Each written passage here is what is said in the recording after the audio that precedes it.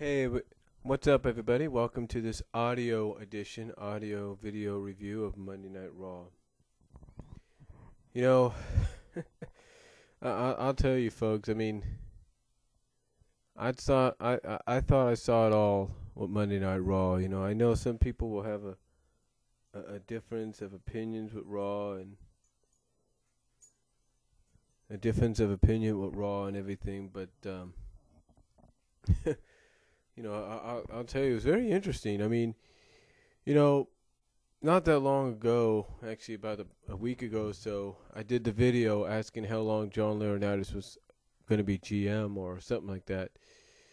And, you know, isn't it kind of ironic that now they got him going into a situation with John Cena, and he's got this situation with Triple H and Brock, and I mean, come on, folks, we all know that this was coming. I mean, John Laurinaitis is a great heel, but it's kind of like some of the other things they had done in the past with guys like John Laurinaitis.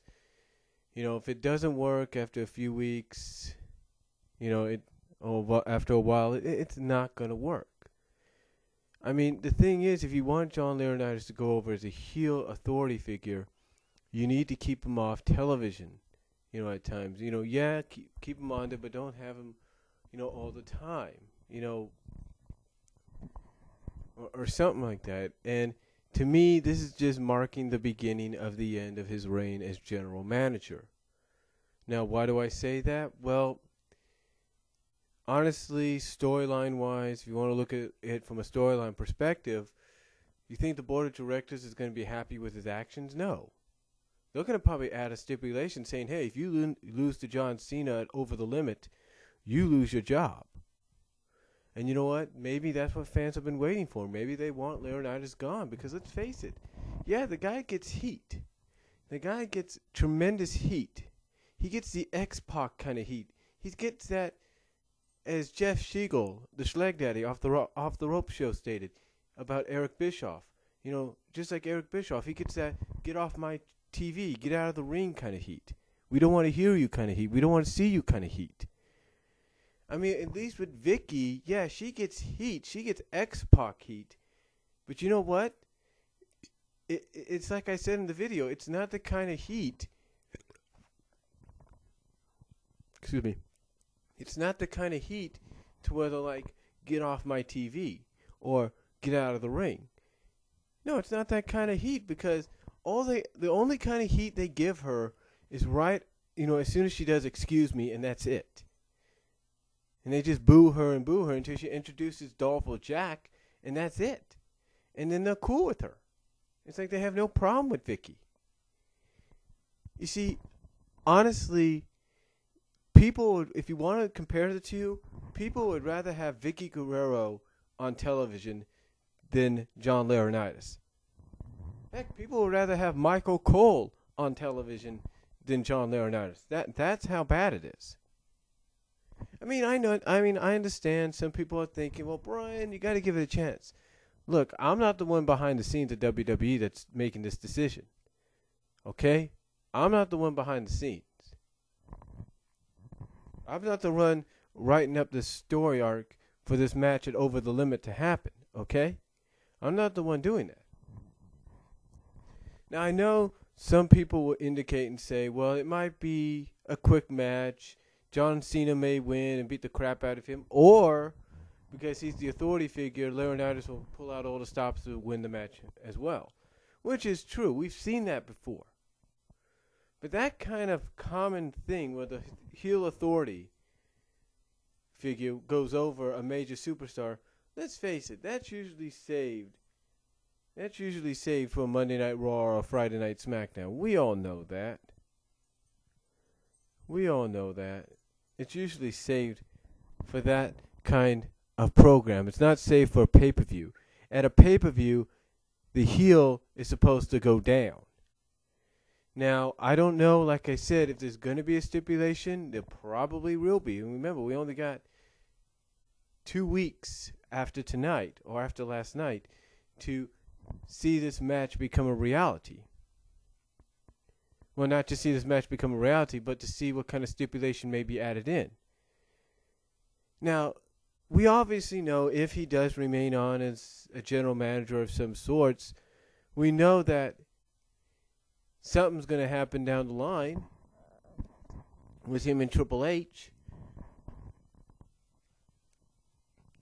I mean, I won't be surprised if tomorrow night at the SmackDown tapings that he comes out and explains his reasonings as to why he attacked John Cena, or explains his reasonings as to why he didn't do nothing with Lesnar. And maybe it's because, like Michael Cole said, and here's the thing here. Michael Cole, just like Schleg Daddy said, just like the Schleg Daddy in the Off the Ropes show said last Monday night on the Raw review, and not just them, but the Renegades of Wrestling, I think they said it as well. Basically, when Brock Lesnar did the demands deal, according to like Jeff Meacham, you're making somebody that's supposed to be an over-heel authority a babyface, look like a babyface, right? Well, they fixed that, didn't they? They made sure that didn't happen. But then, getting back to what I was saying, when John Laurinaitis attacked Cena and was acting the way he was, you're basically essentially, even with the Brock thing, you're essentially turning Michael Cole back into a babyface. Which, if you want the honest truth, yeah, you can keep him a little heelish at times. Let him support people like The Miz. Let him support people like Dolph and Vicky and all that. Hey, that's fine. But if you're going to kind of put him into a 50-50 percentage, maybe more babyface than heel nowadays, then so be it. You know, I mean, quite honestly, Michael Cole is better off as a babyface, well, kind of a heelish babyface announcer than anything else. And when you have Michael Cole basically being shown as a babyface announcer with this whole situation, then I mean, I don't know what you could say. Because, you know, here's a guy, storyline-wise, that supported John Laurinaitis all the time, and now he's like, what the hell is happening? You know, is this the guy I've supported, I've kissed up to, I've sucked up to? You know? And again, in a sense, you're turning several heelish figures, whether they're announcers, wrestlers, whatever, you're turning them into baby faces. Or kind of you're kind of giving them a heelish babyface turn. Basically, they're still heels, but you're getting them to go like, you know what? You know, I don't like what's going on here. I don't like this. I don't like that. So, there you go. Now, as far as the whole Brock and Triple H thing goes, again, we all knew this was coming. Yeah, some people could say that Triple H only wanted to do this because he's got to be in there with a big-time player. Here's the thing. Triple H has put down and he's put over a lot of superstars. Give him credit for some of the things he's done. All right? The thing is, him and Brock is a match people, according to several sources, people have been wanting to see this match for quite some time. In fact, according to one website that has a YouTube review show, they said this match was supposed to take place back in 2002, 2003, something like that, but didn't happen because they decided to have Brock go to SmackDown and have Triple H be handed the world title. That's why it didn't happen. So anyway, here's the situation there. Now, apparently, Brock, storyline-wise, and it looked real legit to me, man. I mean, it looked like, they do good acting. It looked really legit. Basically broke Triple H's arm. Because basically, John Laurinaitis, I don't know if he did, people are saying if he did it on purpose or if it was just in the spirit of the moment. He distracted Triple H enough to get attacked from behind by Brock. Now, Triple H tried to fight back, but Brock kneed him in the gut, and he was able to put in that Kimura lock that he used in the UFC and used at Extreme Rules. And basically, he broke Triple H's arm storyline-wise. But according to throughout the night, Brock was escorted out of the building by security. So the thing is, essentially, his career is now up in the air. The rest of his contract for the duration that he's there is up in the air. Now, there can be several things that come out of this. Several things that can come out of this. One thing that can come out of this, ladies and gentlemen, is we know there's probably going to be maybe a tag match down the line before we get a one-on-one deal. Yeah, you heard me right. A tag match where you're either going to have Laurinaitis and Lesnar or Tenzai and Lesnar on one side, and you're going to have Triple H and Cena on another. Then, either before or after, and that match, like I said, is either going to take place before or after the one-on-one Lesnar Triple H encounter. Now, there's a lot of things people can speculate about that too. Like, okay, what stipulations would they add to Lesnar and Triple H? Well, one of the things they could add to Lesnar and Triple H is that if, let's say, that when that match takes place, whenever that may be, they could say, okay, if Lesnar wins, he gets everything he's demanded. He gets Monday Night Raw, renamed to Monday Night Raw, starring Brock Lesnar. He gets the private jets. He gets the limousines. He gets all that catered to him, and he doesn't have to worry about fines or anything, just like he wanted. However, if he loses, then he has to abide by the original contract or leave. It's kind of interesting either way. Either way it works out. Now, again, with the whole John Cena Laurinaitis deal, that's more like, that could mean the end of John Laurinaitis' run as GM. I mean, come on. You got a guy that says, hey, I'm about the people. It's about people power. Come on. As soon as he did what he did to John Cena, that whole people power thing went down the drain. And I wouldn't be surprised if he comes out on, like I said, and says and cuts a promo, or something like, why that he's upset, cuts a promo. I mean, here's what I think's going to happen. He's going to come out tomorrow night at the SmackDown tapings, which will air on Friday, and he's going to cut a promo saying, the reason I did what I did is because John Cena messed up my plans to legitimize and revolutionize this company, and also, I should have been the COO of the company. That's probably what it is. And heck, I wouldn't even be surprised if they want to throw in the fact that John Cena prevented Laurinaitis from screwing or ringing the bell and screwing CM Punk out of the WWE title last year as motivation for Laurinaitis to want to face Cena. I wouldn't be surprised by that. And again, I won't be surprised if he comes out and says, Triple H, you think I'm going to feel, you think I'd feel sorry for you, but the truth is, and this may cost me my job, I'm not sorry about what Brock did to you. Because you know what? You deserved it, because if anybody should have been the COO, it should have been me. And that's probably one. I'm not saying they would play that into it, but there's several scenarios, like I mentioned, and I hope I did a good impersonation there for you guys. But to me, that's what I think. Those are several scenarios they could write into the storyline. Either he's upset at the fact that John scrambled his plans, basically messed up his plans to legitimize and revolutionize the company. Perhaps throw in the fact that John Cena prevented him from ringing the bell and screwing CM Punk out of the title and out of the WWE last year. And I wouldn't be surprised if they throw in the fact that he doesn't care that Triple H got his arm broken because maybe he feels he should have been the COO in the first place. I'm just saying these are a couple of scenarios. But again, I also won't be surprised, and I don't know if they'll do it right away. Maybe it'll be too soon. That they might say, John, the board of directors, storyline-wise, will come out and say, John Laurinaitis, you lose this match, you lose your job. And hey, Teddy Long, the guy you won the general managementship from, Teddy Long becomes the new GM of both shows. Because, and let's be honest, there's got to be a reason for this. Here's the reason why I think that could happen whether he wins or loses. Now, I know a lot of people, like I mentioned earlier, are probably going to think, well, Laurinaitis has got to win. I mean, he's going to have all the power and authority to say, oh, wait, I got this special referee. Oh, wait, I got this guy you got to go through, and this and that and this and that. I wouldn't be surprised if that storyline-wise they go with that. But, again, you got to realize this is over the limit. This is the pay-per-view before the summer of pay-per-views. And we all know, WWE knows this, kids are off in the summer. And what do kids like to see? They want to see John Cena. They don't want to see him gone. They don't want to see him injured. They want to see guys like John Cena and Rey Mysterio and all these people.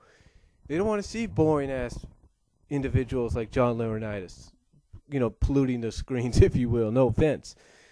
and to any Laurinaitis fans out there, which I seriously doubt there's any, but they don't want to see the guy there every week during the summer. I mean, we're talking the summer, man. This is when ratings are supposed to go up for the WWE. So you think they're going to want Laurinaitis on there dragging the ratings down when everybody is off? Hell no. This is probably the best way they're going to get the guy out of there. If they do. If they do. Now here's the thing. As far as the rest of Monday Night Raw goes, we had a beat the clock challenge, if you will. Basically, Miz set the tone with the first match beating Santino Marella. Okay. The next beat the clock match the other beat the clock match of the night was Jericho and Big Show. Jericho and Big Show could not beat the clock, and Miz retained his status. Then we had Randy Orton. We had Randy Orton and Jack Swagger. And Randy Orton sets the new time, beating Jack Swagger. Then we had Great Khali and Kane. They could not beat the clock. So Randy Orton's still in the driver's seat. Then we have Daniel Bryan and Jerry the King Lawler. And Daniel Bryan, with a little over a minute and a half left, beats the clock, causes Jerry Lawler to tap out, and Daniel Bryan will be going on to face CM Punk at Over the Limit. Now, I have to agree, there's going to be a lot of ROH independent wrestling fans that have been waiting for this. I mean, yes, the guys faced each other a few times on Raw and SmackDown, but, it was always just champion versus champion. It was never for any championships. Now it is. It's for the WWE Championship. So it's going to be really, really interesting how they build towards this in the next few weeks. I mean, I won't be surprised if they let CM Punk shoot a little bit and tell Daniel Bryan, something like, look, you and I, we started in, and hey, they let him say it like he did last year. You and I, we started in Ring of Honor. And nobody in that company ever thought we would make it this far, make it to this part, this part in our lives, or this chapter in our lives. No one ever thought we'd get this far. And now at Over the Limit, we can prove them wrong. So I won't be surprised if they at least let that kind of promo work between him and Bryan go through. But the question is, will they put the belt on Daniel Bryan? Who knows? I can't say if they will or not. Will they keep the title on CM Punk? Probably will. Because if they're planning for CM Punk to face Lord Tensai down the line, then so be it. I mean, heck, I was thinking that's who was going to win the beat the clock deal, was Lord Tensai. I thought he was going to be entered into the mix. That didn't happen. Probably felt he wasn't ready yet. And probably figures, WWE figures, we're going to be, I don't know where Over the Limit's going to be this year. I got to look at it again. But I'm pretty sure it's in a wrestling town or something like that. They're going to want to see a pure wrestling WWE title match. So that might be really interesting. That's going to be unique. We also had new tag team champions crowned on Raw. R-Truth and Kofi Kingston defeated Primo and Epico. And it looks like Primo, Epico, and Rosa are now going to finally associate themselves with Abraham Washington, AW, and see where they go with that. We also had Brodus Clay beat JTG. And one thing I've noticed about Brodus Clay in his matches lately, whether it's a match that he had like with Dolph Ziggler at Extreme Rules or not, is at least the WWE's allowing his opponents to get some offense in against Brodus, which I think is a good thing, because you can't just let him look always dominant. You got to at least make it look like the opponents have a chance. Now, also, we had a triple threat Divas match. The Bellas against each other, and Layla, the new Divas champion. Didn't last too long. The Bellas basically bickered with each other, and Layla ended up drop kicking, I think it was Nikki into Brie, and rolled up Nikki for the win. And then afterwards, the Bellas, as we found out on Raw and found out on WWE.com, were fired, storyline-wise. Now, what does this mean? Well, apparently either they never renegotiated a new contract or something's going on. We don't know. But overall, I have to say Raw was very, very enjoyable. It was unpredictable, but it was enjoyable. I mean, a lot of people pretty much figured, okay, lower Tensai would probably face John Cena because if he can beat Cena for the second time, that's got to elevate him. Again, that wasn't the case. Instead, it was John Laurinaitis. Now, again, like I said at the beginning, there's many ways they can go with this. You know, they can let Laurinaitis go over Cena, or they can have Laurinaitis, you know, get the shit knocked out of him by Cena and, you know, basically, you know, have Laurinaitis removed as the general manager. Now, many of those things could happen. Heck, they can even throw a curveball at us and say, you know what? Let's have Brock come back at over the limit, F5 Cena, so Laurinaitis can win. Which I don't know will happen or not. So, overall, like I said, a very, very decent Raw. I enjoyed it. I'm pretty sure a lot of people enjoyed it. And if you got any comments, let me know down below. Tell me what you guys think. Did you enjoy Monday Night Raw? And I'll talk to y'all later.